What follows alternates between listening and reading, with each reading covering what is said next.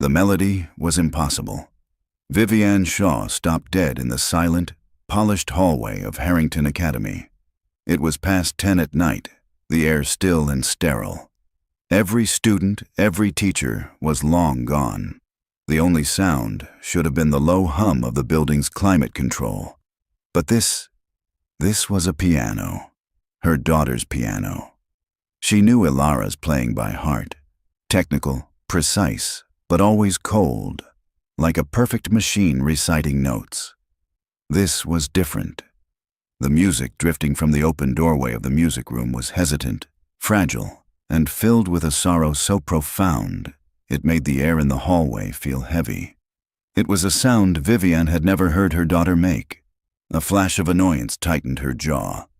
She had left Ilara in there 2 hours ago with a thermos of tea and her Braille sheet music, while she chaired a late-night emergency board meeting in the Nexus Innovate Conference Suite, a sleek, glass-walled annex her company had funded. The nanny had canceled at the last minute, a sick child of her own, forcing Vivian to bring Ilara along. It wasn't ideal, but the music room was a controlled environment. Safe, quiet. It was not, however, supposed to be occupied by anyone else.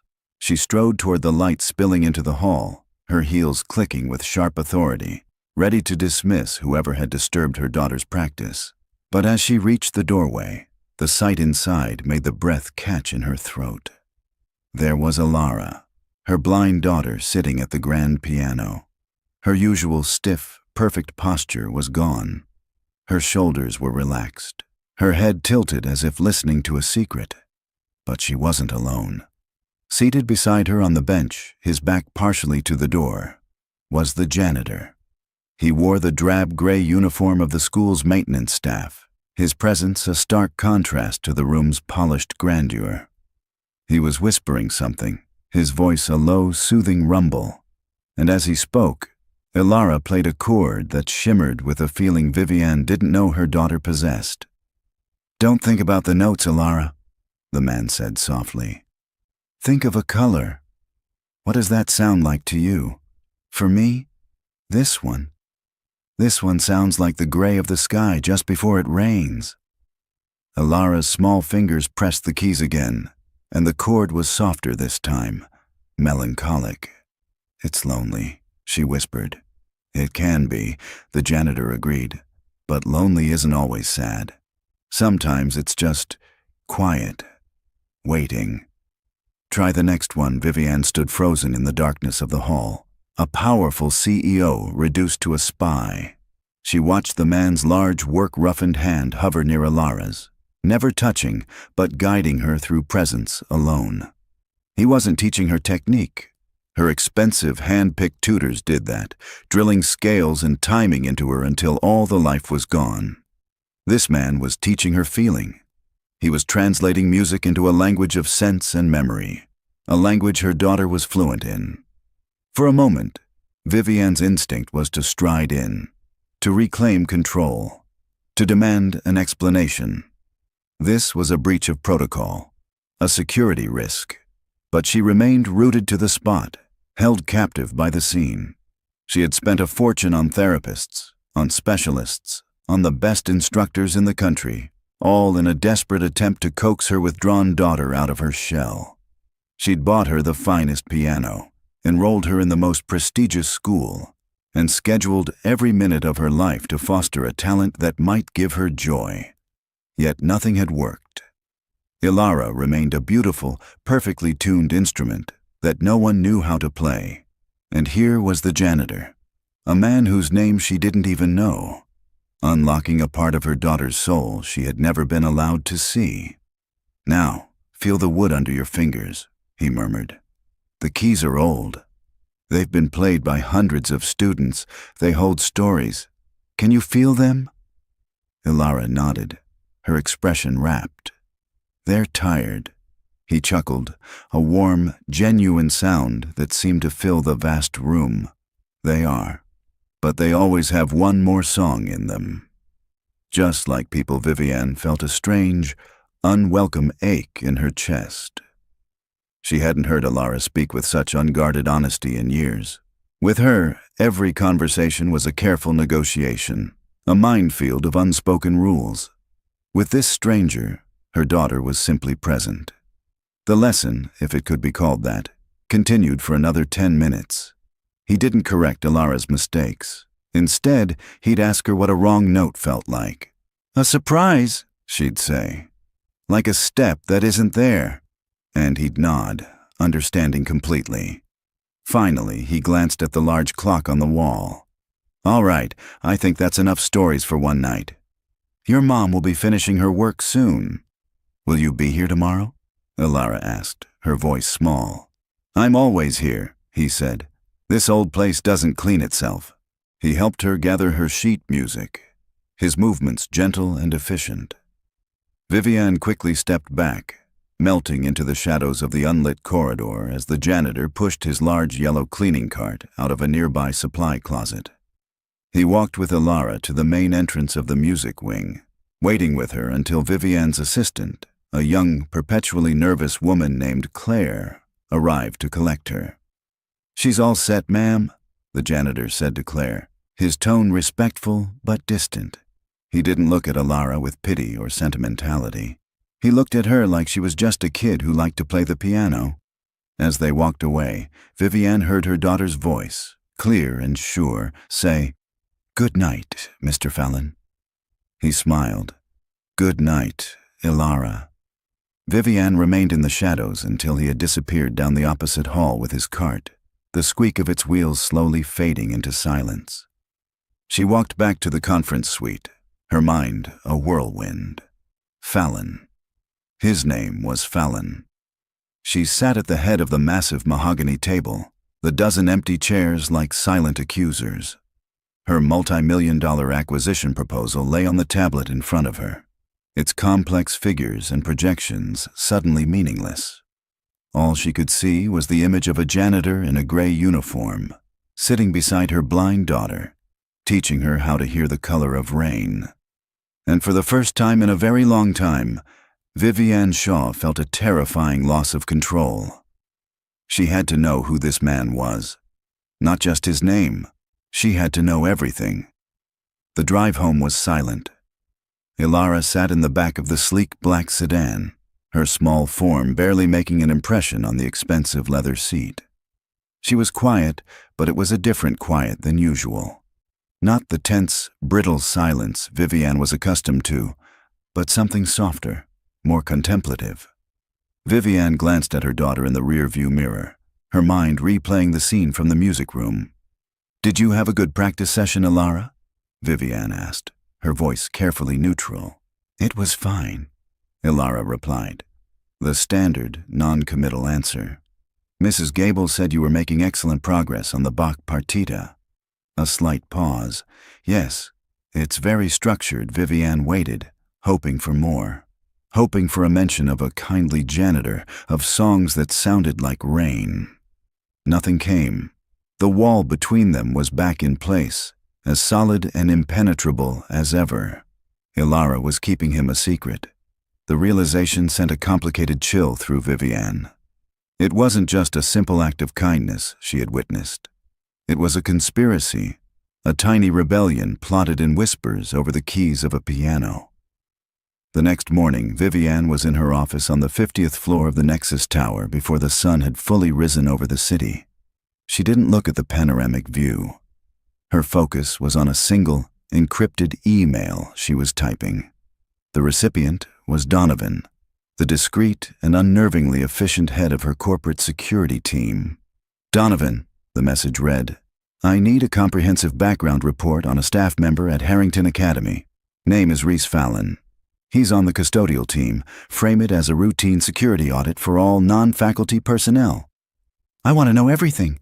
Employment history, education, family, financials, everything. I need the preliminary findings by end of day." She hit send, the click of the key echoing in the vast, silent office. It was an abuse of power, a violation of privacy, and she felt not a flicker of guilt. She was a woman who dealt in data, and Reese Fallon was now the most compelling variable in her life. Her 10 o'clock meeting was with Marcus Alcott, the new headmaster of Harrington Academy. He was a man who seemed assembled from a catalog of expensive Ivy League accessories, perfect teeth, a watch worth more than a car, and an ambition so sharp you could almost see it glinting off his polished shoes. He greeted Vivian with a practiced warmth that never quite reached his eyes. "Vivian, a pleasure," he said, gesturing to a chair in his needlessly large office. "Thank you for making the time. I know what the CEO of a company like Nexus Innovate deals with daily." "The school is a priority investment, Marcus," she said, cutting through the pleasantries. "What's on the agenda?" Alcott's smile widened. "The Founders Gala.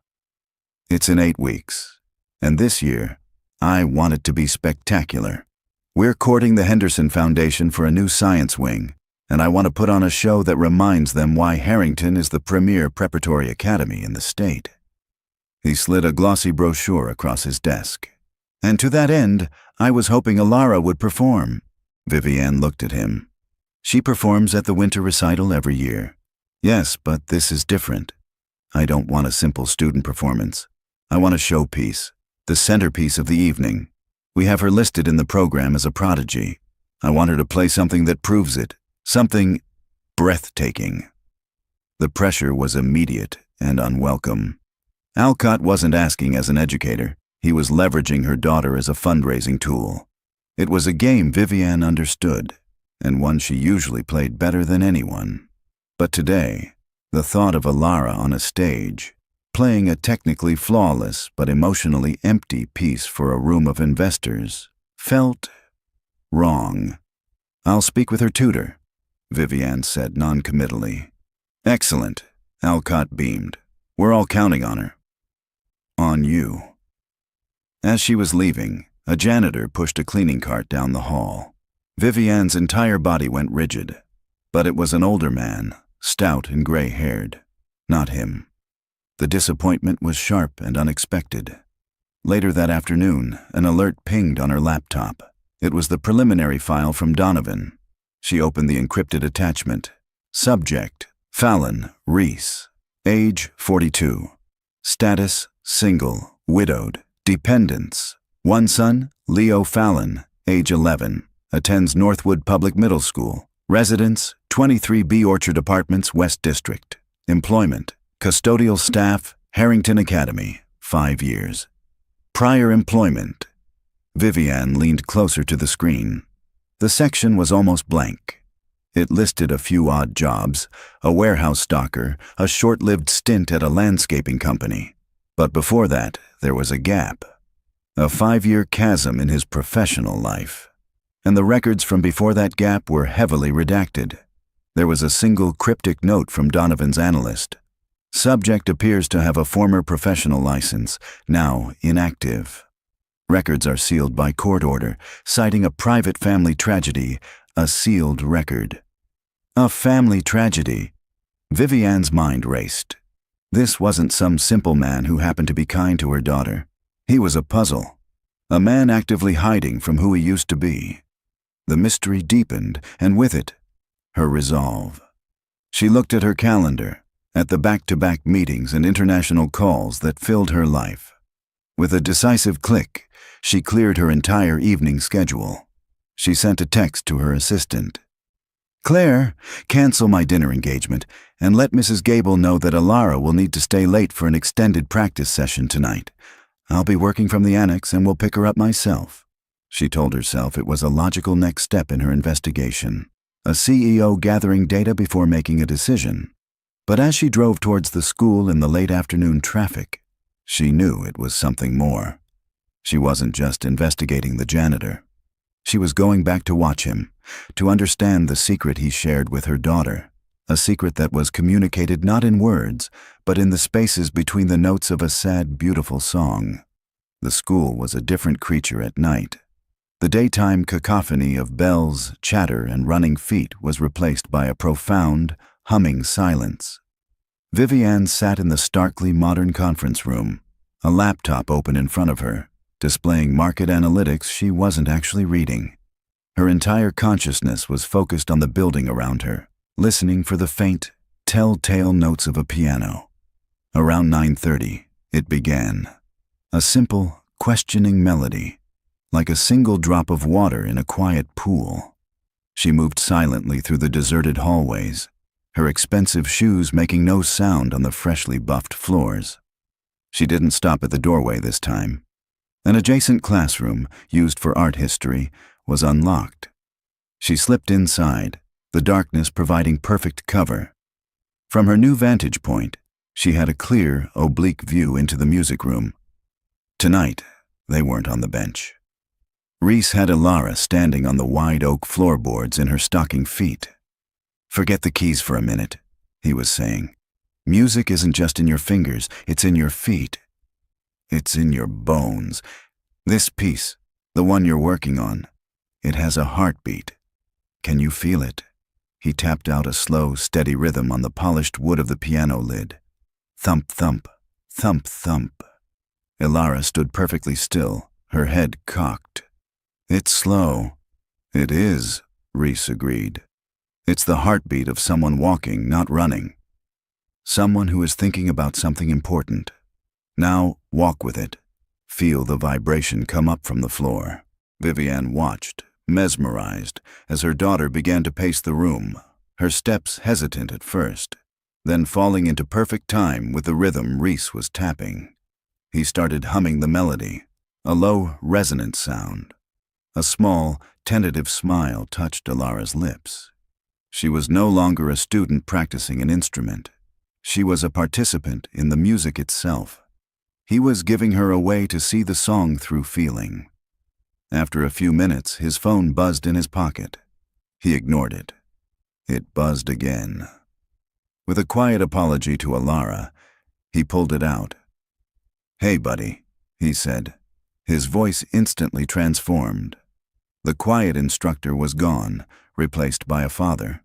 The warmth in his tone was so palpable Vivian could feel it across the empty space between them. "Yeah, I know it's getting late. Just a little longer. Did you finish the history worksheet? All of it? Good man. Okay, 20 minutes, I promise. Love you too." He slipped the phone back into his pocket, but the spell was momentarily broken. A life outside these walls had intruded. A son, a worksheet, a promise. For the first time, Vivian saw Reese not as a mystery, but as a man torn between two responsibilities.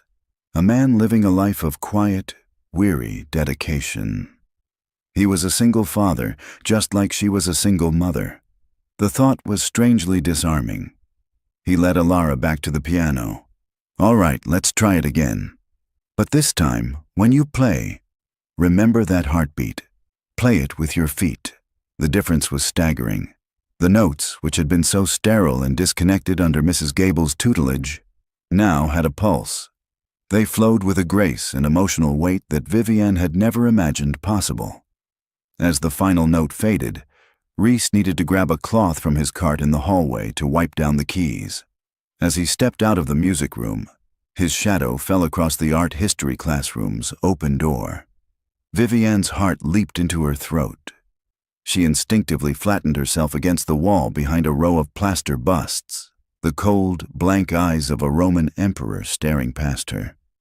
Reese paused for a second in the hall, listening to the building's silence, before continuing to his cart. The near miss left Vivian breathless, her knuckles white where she gripped her phone.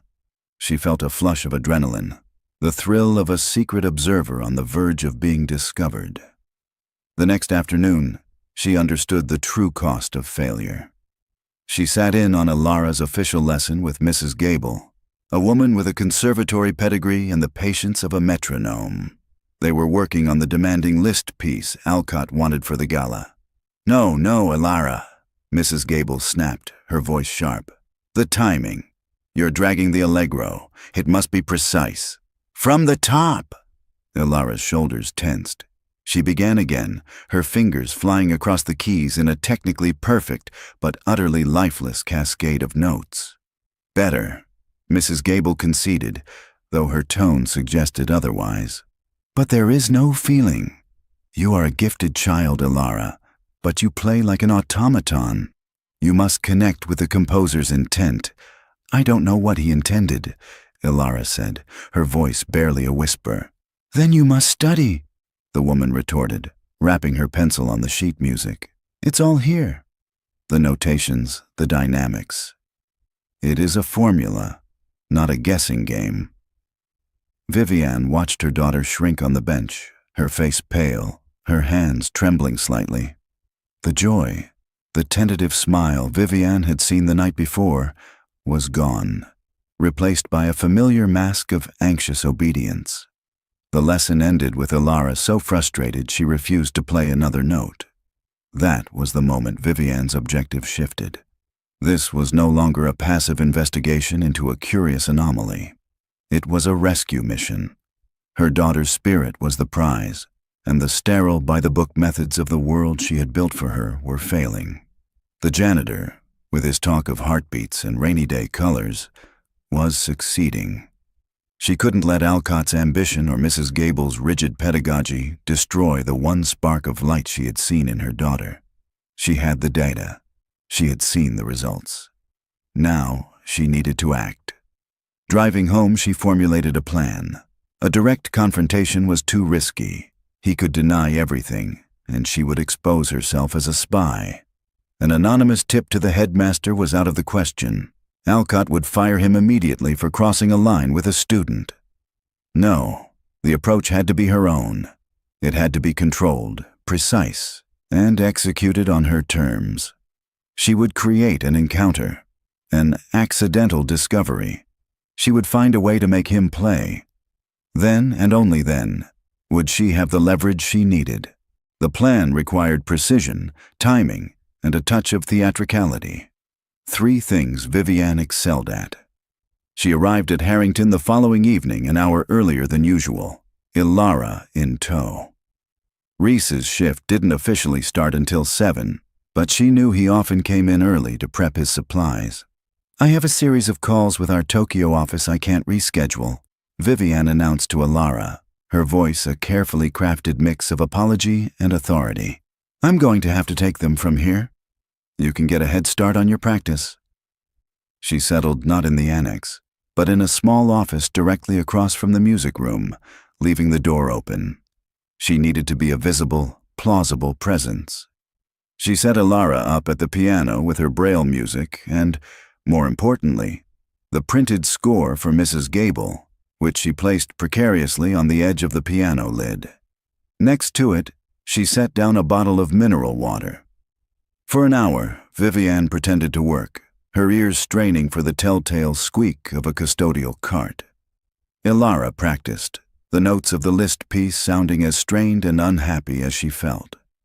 At 7:10, Vivian heard him, the rhythmic, gentle bump of his cart approaching down the main corridor. It was time. She stood up, walked into the music room, and began the performance. Ilara, sweetheart, could you just move this for me? She asked, gesturing toward the printed music. As Ilara reached for it, Vivian, with the calculated clumsiness of a stage magician, knocked the water bottle. It tipped over, a clear, silent arc of water soaking the expensive, cream-colored paper. Oh! Vivian gasped, her voice sharp with feigned alarm. Oh goodness, Ilara, I am so sorry. She snatched up the dripping pages. The ink was already blurring, the thick paper warping. It's ruined. Completely ruined. Mrs. Gable is going to be furious. Ilara's face fell. We can dry it. No, look, the notes are running together. It's unreadable. Vivian made a show of dabbing at the pages with a tissue, making it worse. It was in the middle of this manufactured crisis that Reese Fallon appeared in the open doorway. Is everything all right, Miss Shaw? He asked, his eyes taking in the scene. Vivian looked up, letting a flicker of desperate frustration show. Mr. Fallon? No, not really. I've had an accident. I've destroyed my daughter's sheet music for the Founders' Gala.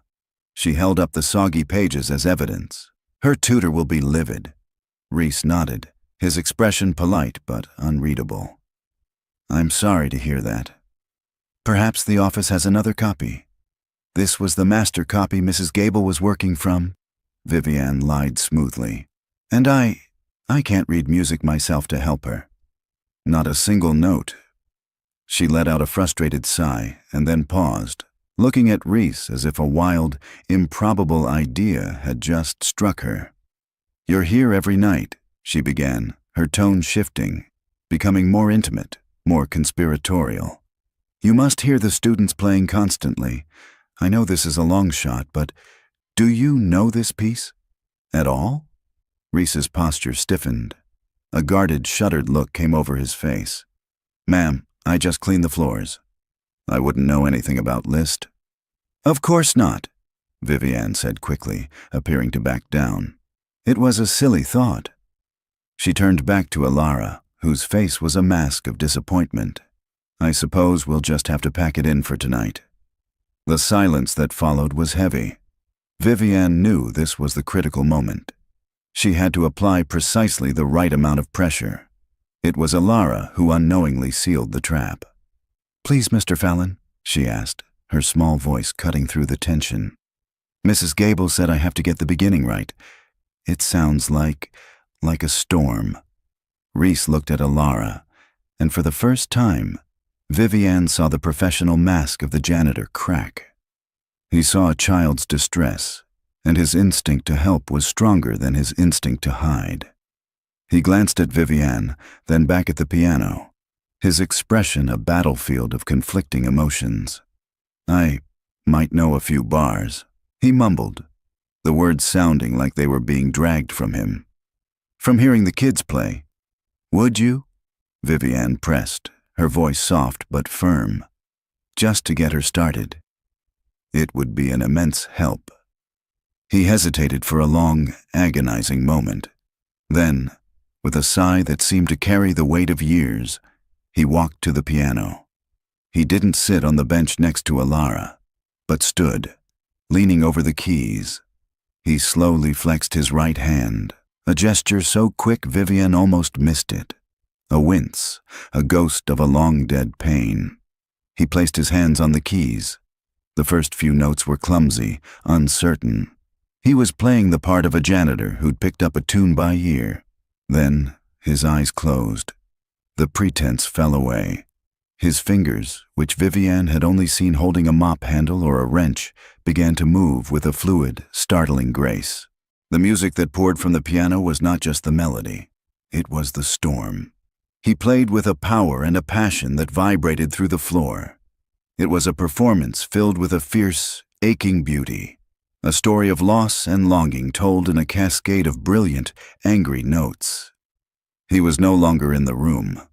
He was somewhere else entirely, lost in a memory that was both beautiful and agonizing. He played for nearly a minute before he seemed to wake up. He stopped abruptly, his hands hovering over the keys as the final, thunderous chord echoed into silence. He stared at his own fingers as if they were traitors. Then he slowly looked up at Vivian. The janitor was gone. In his place was a man who had been caught, exposed, his deepest secret laid bare under the harsh, fluorescent lights of the music room.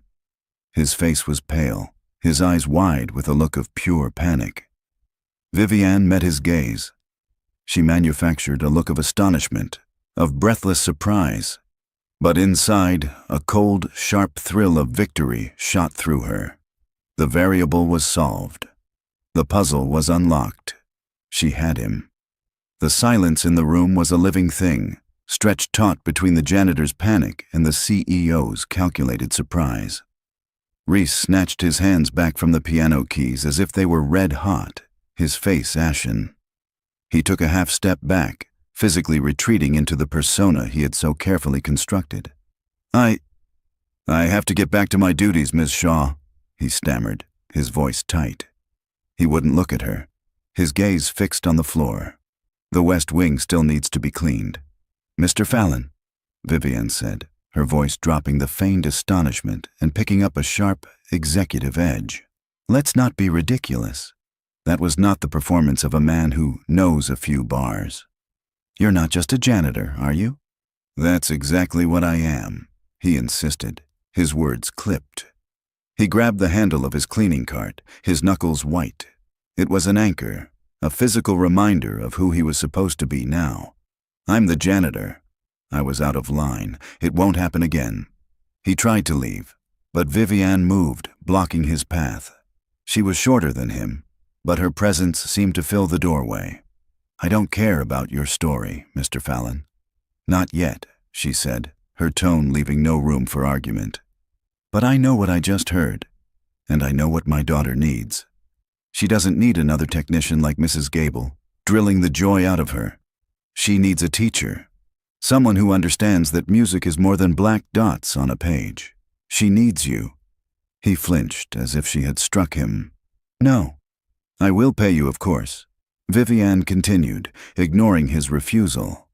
She named a figure, an astronomical sum for a few weeks of tutoring, more than he likely made in a year. "Cash. Off the books. No one needs to know. You can continue your duties. Just meet with her for an hour each night. Prepare her for the gala." Reese finally met her eyes, and what she saw there was not greed or temptation, but a deep, unyielding pain. "Ms. Shaw, you don't understand. I can't. I don't do that anymore." His voice was low, ragged with an emotion she couldn't yet parse. "The answer is no. Please, let me get back to my work." His refusal was absolute. It wasn't a negotiation tactic. It was a brick wall. For the first time that evening, Vivian felt her control slip. Money, her most reliable tool, had failed. He turned and pushed his cart down the hall, the squeak of the wheels a sound of defiant retreat. The next afternoon, Reese was focused on his real job, being a father. He sat on a worn park bench, watching his son, Leo, kick a soccer ball against a brick wall. Leo was a good kid, bright, a bit quiet, with his father's thoughtful eyes. But for the past few weeks, a shadow had been hanging over him. "Something on your mind, buddy?" Reese asked when Leo finally flopped onto the bench beside him, breathing hard. Leo shrugged, picking at a loose thread on his jeans. "It's nothing."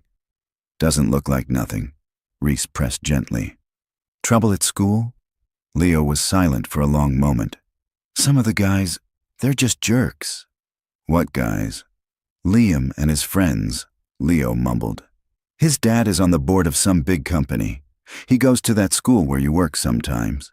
Reese felt a cold knot form in his stomach. He knew who Liam was. He'd seen him at Harrington, a boy who walked the halls with the casual arrogance of inherited wealth. "What are they doing, Leo?" Leo finally looked up, his eyes shimmering. They say stuff." "About you," his voice cracked. "They say you clean toilets for rich kids. They call you the mop man. Liam told everyone my dad was his servant." The words hit Reese harder than any physical blow. The shame, the anonymity he had chosen for himself, was never supposed to splash onto his son.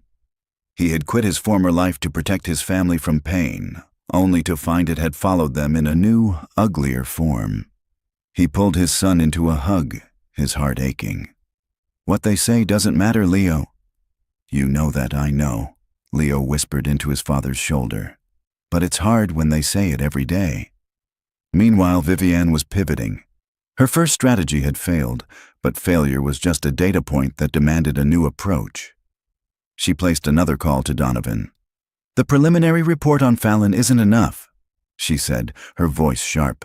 "The sealed record. I need to know what's in it. I don't care what it takes or what it costs. Find a way. That could have legal ramifications, Ms. Shaw." Donovan's calm voice replied through the speaker. "That's what I pay you to manage," she retorted. But she knew that might take time. She needed a more immediate form of leverage. He had refused money.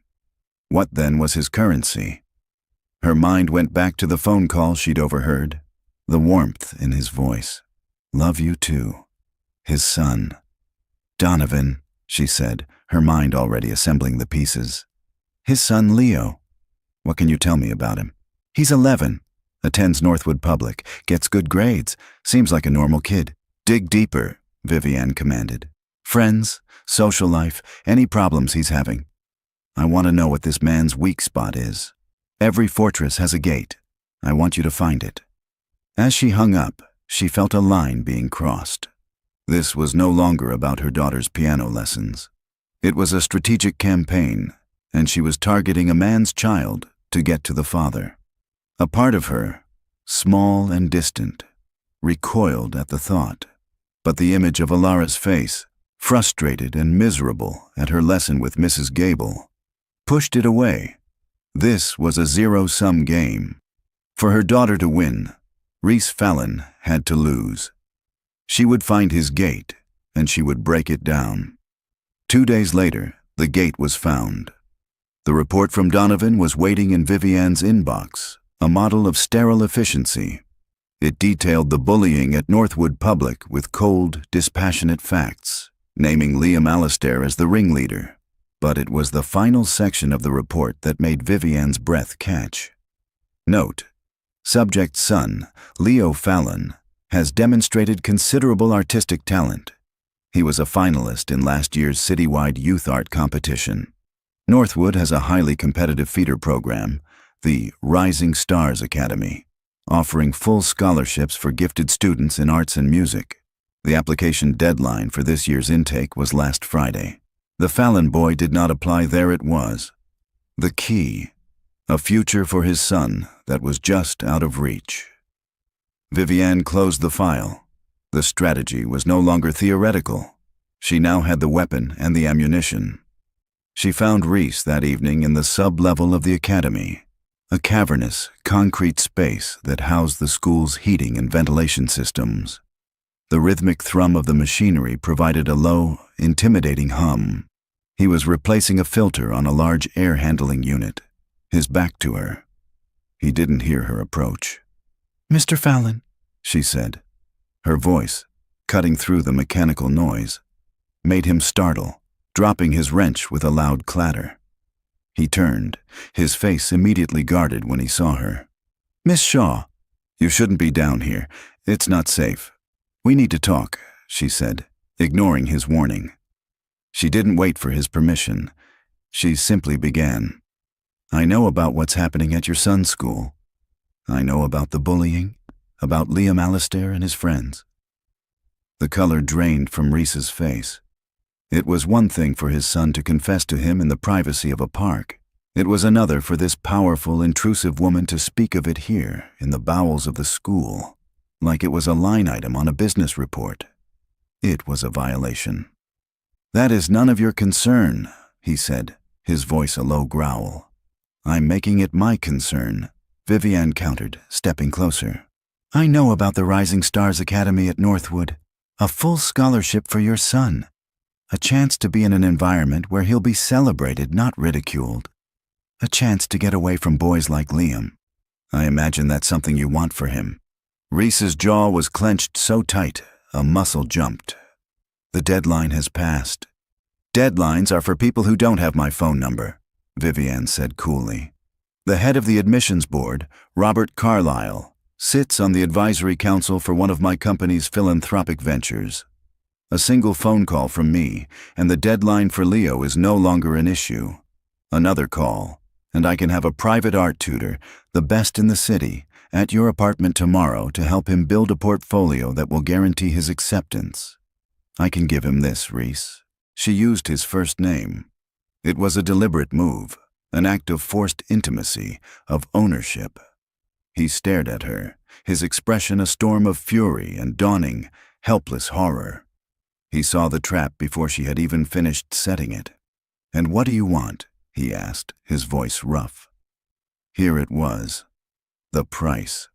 "You know what I want," she said, her voice dropping, becoming as sharp and cold as a shard of glass. "You will teach my daughter. You will meet her 3 times a week and prepare her for the Founders Gala. You will unlock whatever it is you do that makes her play, and you will ensure she gives a performance that Marcus Alcott can only dream of. You will not breathe a word of this arrangement to a soul. You will be a janitor to the world, and you will be her teacher in secret." She paused, letting the weight of the offer settle in the humming, mechanical air. "You give me what I want for my daughter, and I will give your son the future you can't afford." It was a devastating choice. A brutal, soul-crushing transaction. Everything in him screamed to tell her to go to hell, to throw her offer back in her impossibly arrogant face. The thought of sitting at that piano again, of willingly walking back into the world that had shattered him, was physically nauseating. But then, the image of Leo's face, streaked with tears in the park, flashed in his mind. They call you the mop man. He was being asked to trade his own personal hell for his son's happiness. It was no choice at all. A father's love was a currency more powerful than any dollar figure she could have named. He looked at this woman, at her perfect suit, her unwavering gaze, and he felt a profound, bottomless hatred. But he also felt beaten. She had found his gate, and she had, as promised, broken it down. "Fine," he said, the word tasting like ash in his mouth. He felt something inside him break. For Leo. "I'll do it. I knew you'd be reasonable," Vivian said, a flicker of triumph in her eyes. "But we do this my way," Reese added, his voice gaining a hard, defiant edge. He was trying to claw back a shred of dignity. "No talk of technique, no schedules from Mrs. Gable. I teach Ilara how I teach her." Those are the terms. Vivian considered it for a moment, then gave a slight, almost imperceptible nod. "Agreed." The deal was struck. A dark pact made in the thrumming heart of the academy. Vivian turned to leave, her mission accomplished. But as she walked away, the look in Reese's eyes, a look of pure, agonizing sacrifice, lingered in her mind. She had won. She had gotten exactly what she wanted. So why did her victory feel so much like a loss? The first lesson under their new arrangement was a ghost of what it had been. The warmth was gone, replaced by a strained, chilling formality. Reese was punctual, efficient, and distant. He spoke only when necessary, his instructions precise, but devoid of the stories and colors that had once filled the room. He was a machine executing a program, and the music they made was as hollow as the pact that bound them. Ilara felt the shift immediately. She sat at the piano, her hands hovering uncertainly over the keys. "You're sad, Mr. Fallon," she said, not as a question, but as a statement of fact. Reese, who was standing by the window with his arms crossed, didn't turn. "I'm fine, Ilara. We're here to work. Let's begin with the opening bars." "But you said music is a feeling," she persisted, her brow furrowed. "If you feel sad, the music will be sad. Sometimes life requires us to perform a task, regardless of how we feel," he said, his voice flat. "That is a lesson you will have to learn." Now, play from her observation post in the darkened art history room. Vivian watched the exchange, a knot tightening in her stomach. This was her doing. She had mistaken a delicate organic process for a simple transaction. She had paid for a service, and now she was receiving it. But in doing so, she had killed the very magic she had sought to possess. True to her word, she had made the calls. Leo Fallon's application to the Rising Stars Academy was now pending review, and a renowned art instructor had been dispatched to his apartment for private portfolio sessions, all funded by a discreet Nexus Innovate educational grant. Vivian had fulfilled her side of the bargain, yet she kept returning to the school at night, compelled to watch. She told herself she was monitoring her investment, but the truth was more complicated. She was watching the consequences of her actions unfold. 2 days later, the final piece of the puzzle arrived. Donovan's email was marked with the highest level of security classification. The subject line contained a single word, Falcone. Vivian opened the file. Subject Reese Fallon, formerly Ricardo Falcone. The screen lit up with a ghost. A black and white photo of a young man in a tuxedo, his hair dark and wild, his eyes burning with an intense, joyful fire. He was sitting at a grand piano on a concert stage, his hands a blur of motion. Below the photo were press clippings from a decade ago. Falcone's Rachmaninoff's Stuns Carnegie Hall, a virtuoso for the ages, the boy from nowhere with magic in his hands. Reese Fallon wasn't just a former pianist. He was Ricardo Falcone, a child prodigy who had exploded onto the international classical music scene. A sensation. Vivian scrolled down, her heart beginning to pound a slow, heavy rhythm against her ribs. She read about his meteoric rise, his sold-out tours, his marriage to a promising young cellist named Elena. And then she reached the final entry. A police report, heavily redacted, but the core facts were there, cold and brutal. A date from 9 years ago. A single car accident on a rain-slicked highway outside of Philadelphia. Elena Falcone, pronounced dead at the scene. Riccardo Falcone, the driver, extracted from the wreckage with multiple injuries, the most severe being a compound fracture and catastrophic nerve damage to his right hand. His career was over. His wife was gone.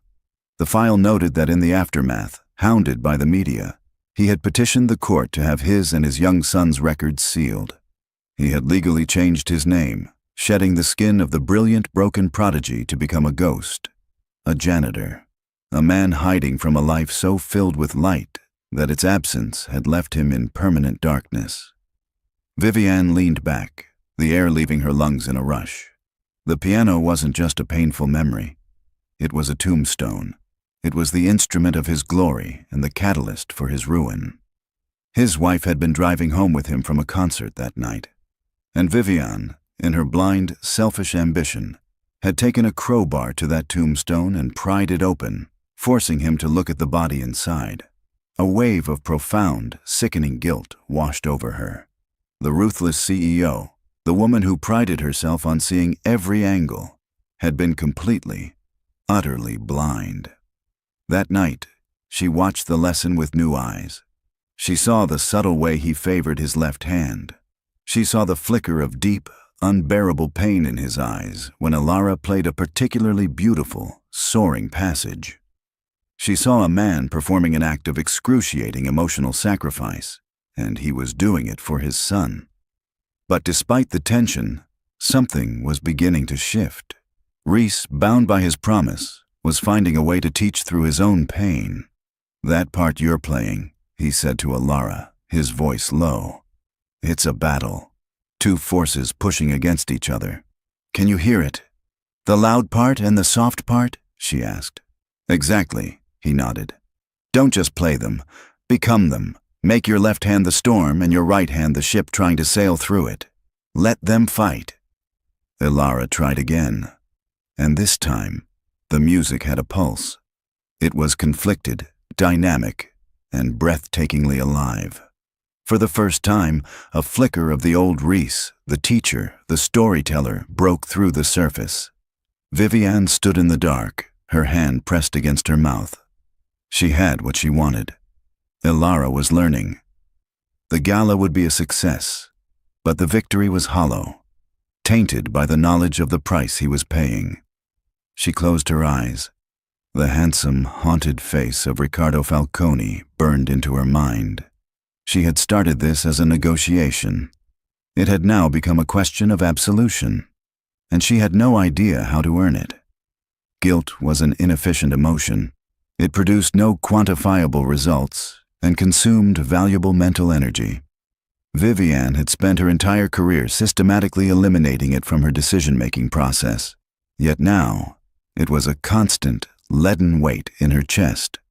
The knowledge of who Reese Fallon used to be, and what she had forced him to become again, had changed the entire equation.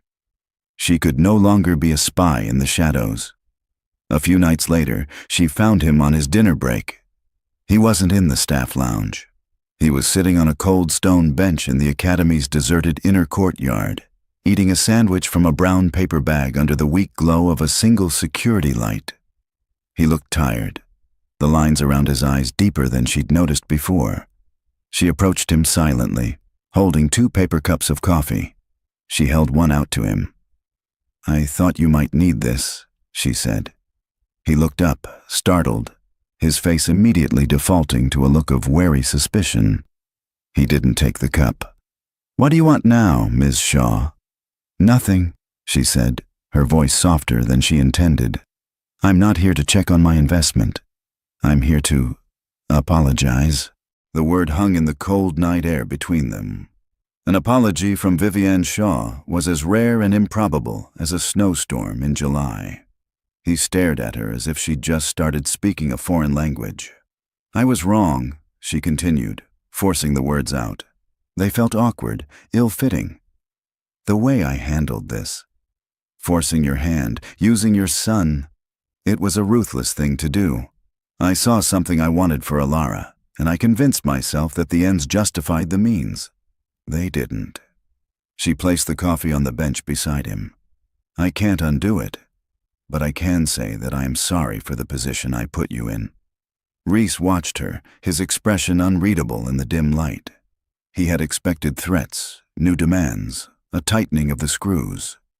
He had not expected this. He had not expected a confession. Vivienne looked away from his searching gaze toward the dark, imposing silhouette of the academy. "When my husband left, the first thing I noticed was the silence. It was deafening. I think I've been trying to fill it ever since. With work, with schedules, with lessons for Alara." She gave a short, bitter laugh. "I thought if I could just make her perfect, make her playing perfect, it would fix the quiet. I've been trying to fix her when I was the one who was broken." It was the most vulnerable, honest thing she had said to another human being in years. She was sharing a piece of her own story, not as a tactic, but as a peace offering. Reese was silent for a long time. He finally picked up the coffee cup, his fingers wrapping around its warmth. "She's a good kid," he said, his voice quiet. "She just needed someone to listen to the music she was already making inside." He didn't forgive her. He didn't absolve her. But he had, for the first time, engaged with her as an equal, as another parent, trying to navigate the messy, painful business of raising a child alone. A tiny crack had appeared in the wall between them. The lessons began to change. With the weight of Vivienne's apology, however small, lifting a fraction of the bitterness from his heart, Reese found it easier to access the part of himself that was a teacher.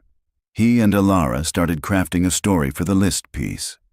It was about a lost bird in a storm, fighting the wind and the rain, searching for its home. The loud, angry passages were the thunder. The fast, frantic sections were the beating of its wings, and the soft, melodic ending. That was the moment it saw the sun break through the clouds. Alara's playing transformed. It was no longer a technical exercise. It was an epic tale. Marcus Alcott, however, was not impressed. He caught Vivienne in the hallway a week before the gala, having just overheard Alara's practice. "Vivienne, a word," he said, his smile tight. "I just heard Alara. The piece is sounding rather dramatic, isn't it? Almost undisciplined. I trust Mrs. Gable is reining that in. We need precision and control for the gala, not melodrama." The old Vivienne would have agreed, would have promised to tighten the reins. The new Vivienne stiffened. "I think it's brilliant, Marcus," she said, her tone leaving no room for debate. "It's passionate. It's exactly what the performance needs." She walked away, leaving him momentarily speechless. She had chosen a side. Later that day, she made a call to Donovan, the art tutor for Leo Fallon. "Cancel the arrangement, Miss Shaw. The portfolio is nearly complete." "Cancel it," she repeated. "And the application to Rising Stars. Withdraw it." There was a pause. "May I ask why?" "Because it was a bribe," Vivienne said quietly. "And I'm finished with that." Instead, she made a different call. She arranged an anonymous donation to Northwood Public's underfunded arts program, enough to hire a new teacher and buy supplies for 2 years. And she had Donovan track down a small, community-run art co-op in Reese's neighborhood, a place known for its nurturing atmosphere. She sponsored 3 months of classes for a promising young artist, leaving the name blank, to be filled by the co-op's director. It was an act of atonement, an attempt to give back without taking, to fix what she had broken in a way that wasn't a transaction. It was a quiet, anonymous apology, sent out into the world with no expectation of being heard. The night of the Founders' Gala arrived, cloaking the academy in a glittering facade of valet lights and evening gowns. The air buzzed with money and influence. Inside, Vivienne moved through the crowds, accepting compliments on her company's sponsorship and nodding to people whose names she barely registered. She was a flawless picture of corporate grace, but inside, her stomach was a tight knot of anxiety. The final lesson had taken place the night before. After Alara had been picked up by her assistant, Vivienne had found Rhys in the empty music room. He was standing by the piano, not touching it, just looking at it, his expression distant and unreadable. The truce between them was fragile, and Vivienne knew it couldn't hold the weight of the secret she was carrying. She had to confess. "I had my team look into your past," she said, the words blunt, stripped of any corporate doublespeak. "After you refused my first offer, I know who you are." Ricardo, his name, his real name, dropped into the silent room like a stone. He went rigid, his back to her, and for a long moment, he didn't move. She thought he might just walk out.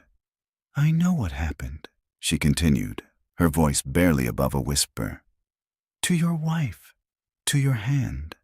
And I need you to know, I am not just sorry for forcing you to do this. I am so deeply sorry for your loss, for everything you lost." He finally turned, and his eyes were not filled with the anger she expected, but with a profound, soul-deep weariness. He looked at the sheet music for the Liszt piece still sitting on the piano. "She loved this piece," he said, his voice thick with memory. "Elena. She always said it sounded like my playing, all thunder and stubbornness until the very end." He gave a sad, faint smile. "She said the ending was the part I hadn't learned to live yet." It was an offering, a small, precious piece of his story, given freely. In that moment, the CEO and the janitor ceased to exist. They were just two people, a man and a woman, who understood the shape of grief, the sound of a life that had been irrevocably fractured. Now, backstage, the carefully constructed piece of the past few weeks was threatening to shatter.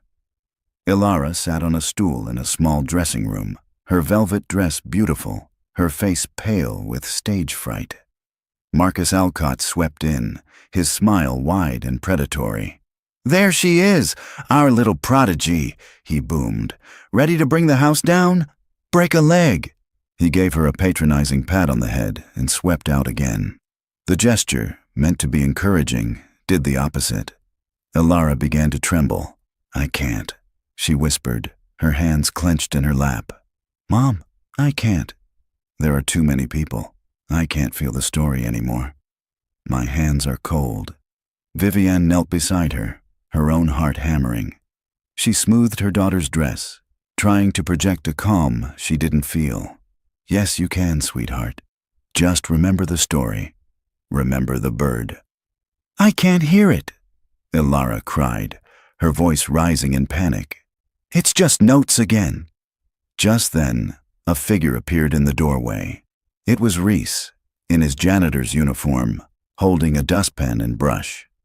He looked up, as if surprised to see them there. "Sorry," he said, his eyes meeting Vivienne's for a fraction of a second. "Just cleaning up a spill." Alcott, who was hovering nearby, scowled. "This is a private area, Fallon. Get on with it." Rhys ignored him. He walked over to Alara and knelt, setting the dustpan aside. He gently took her trembling hands in his large, warm ones. "It's okay to be scared, Alara," he said, his voice a low, steady anchor in the chaotic swirl of backstage nerves. "The bird was scared in the storm. Remember how we said the thunder made its heart beat fast? That's what you're feeling right now. It's not fear. It's the beginning of the music. Alara's breathing began to slow. "You don't have to be perfect," he continued, his gaze holding hers. "You just have to be honest. The story is in your hands. It's been there all along. Close your eyes. Don't listen to the people. Listen for the heartbeat. Can you find it?" Alara closed her eyes and nodded slowly. A deep breath, then another. "There it is," Rhys whispered. He gave her hands a gentle squeeze and then stood up, picking up his dustpan. He gave Vivian a single, meaningful look before disappearing back into the corridor. Just another janitor doing his job. A stagehand called Ilara's name. Vivian walked with her to the edge of the curtain. "I love you," she whispered. "I love you too," Ilara replied, her voice small but steady. She walked out onto the stage, a tiny, solitary figure in a vast pool of light. She found the piano, sat, and placed her fingers on the keys. A hush fell over the auditorium. Vivian and Rhys stood just feet apart in the darkness of the wings, two silent, unseen guardians watching their two worlds collide. Ilara took a deep breath, and then she began to play. The first notes were not the precise, crystalline sounds Alcott had been expecting. They were low, ominous, and full of a gathering tension. It was the sound of a storm brewing on a distant horizon. The audience, which had been politely expectant, leaned forward as one. This was not going to be a recital. It was going to be a story. The story Ilara told was devastatingly beautiful. The piano thundered with the fury of the storm, the notes cascading in a brilliant, chaotic torrent that was less about technical precision and more about pure, untamed power. The audience was holding its breath. This was not the playing of a child prodigy showing off her training. It was the sound of a human heart with all its fear and fight, laid bare. Vivian felt tears streaming down her face, but she didn't bother to wipe them away. She was watching her daughter fly. The piece shifted. The storm receded, replaced by a passage of such quiet, aching fragility that a collective sigh seemed to move through the auditorium. It was the bird, exhausted, wings heavy, lost but not broken. Then, slowly, a new theme emerged, a simple, hopeful melody that grew in strength and warmth until it filled the entire hall. It was the sun. It was home. When the final, peaceful chord faded into a perfect, shimmering silence, the room was completely still for a full 5 seconds. Then, the applause erupted. It wasn't the polite, measured clapping of a wealthy gala. It was a roar, a standing, thunderous ovation that felt like a force of nature in itself. People were openly weeping. The head of the Henderson Foundation was on his feet, applauding with a look of stunned reverence on his face. Backstage, Ilara practically fell off the bench and ran into the wings, straight into her mother's arms. Vivian caught her, lifting her off the ground in a hug that was fierce and full of a love she had never known how to show before. "I did it, Mom," Ilara whispered, her face buried in Vivian's shoulder. "I flew. You were magnificent," Vivian sobbed, her voice choked with pride. "You were a storm and a sunrise, all at once." Rhys stood a few feet away, a silent observer, his face etched with a complex mix of pride and old sorrow. Ilara pulled away from her mother and turned, her hand outstretched into the space between them. "Thank you, Mr. Fallon," she said, her voice clear and strong. Before he could respond, Marcus Alcott bustled over, his face a mask of forced enthusiasm. "Marvelous, Ilara. Simply marvelous. A bit unorthodox, of course, but the donors seem to have loved it." He glanced at Rhys, his eyes narrowing with suspicion and annoyance. "Fallon, what are you still doing here?" "There's a spill in the main lobby." Vivian straightened up, her arm protectively around her daughter. She looked directly at Alcott, her gaze so cold and sharp it made him flinch. "He's with me," she said, her voice quiet but absolute. "And his name is Mr. Falcone. You will address him as such." The shock on Alcott's face was immensely satisfying. Vivian then looked at Rhys, at the man who had given her daughter back her voice, and her eyes conveyed a universe of gratitude, respect, and a nascent hope she was too afraid to name. He held her gaze, and for the first time, the ghost of Riccardo Falcone, the artist, the husband, the man full of joy, looked back at her. He gave a slow, small nod. It was enough. A month later, The Harrington Academy's glossy brochure announced the launch of the Elena Falcone Program for Adapted Musical Arts, generously endowed by Nexus Innovate. The program's director was a new hire, a quiet, thoughtful man named Reese Fallon. His official bio was brief, stating only that he was a celebrated music educator with a focus on intuitive learning. On the program's first day, Viviane walked into the old music room. It was no longer a sterile, intimidating space. The lighting was softer, the chairs were arranged in a friendly circle, and the walls were covered in colorful drawings made by the students. Reese, no longer in a janitor's uniform but in a simple, comfortable blazer, was sitting on the floor with a small group of children, one of whom was in a wheelchair. He was teaching them rhythm by having them tap on small hand drums. In a corner, Leo was sketching in a notebook, a confident, happy smile on his face. He was flourishing in his classes at the Community Art Co-op. Near him, Ilara was helping a younger, newly enrolled blind student find middle C on the piano, her hands gently guiding his. Viviane stood in the doorway, watching. This was the sound that filled the silence now. It wasn't the sound of perfection or precision. It was the slightly chaotic, wonderfully messy, and joyful sound of healing. Reese looked up and saw her. He excused himself from the group and walked over, a real, unguarded smile on his face.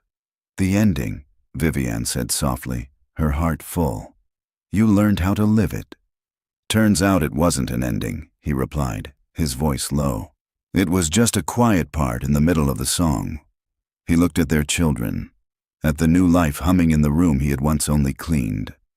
"We're writing the next part now." His hand found hers, his work-roughened fingers lacing through her own. It wasn't a dramatic storybook romance. It was something quieter, deeper, and infinitely more real. A partnership built not on a flawless performance, but on the shared understanding of a beautiful, imperfect, and finally hopeful song. So, that's the end of our story. I really hope a piece of it stays with you. If there was a moment, or even just a character, that really hit home, I'd honestly be honored to read about it in the comments. It's just amazing to see how one story can land in so many different ways. Look, if you believe stories like this are a kind of light we need in the world, your support means everything. When you like and subscribe, you're doing more than just helping a channel grow. You're really casting a vote for stories that aren't afraid to look at what makes us human, and you're helping that light find someone who might be in the dark. Thank you for lending me your time. It means a lot. Until the next chapter, take care of yourselves and each other.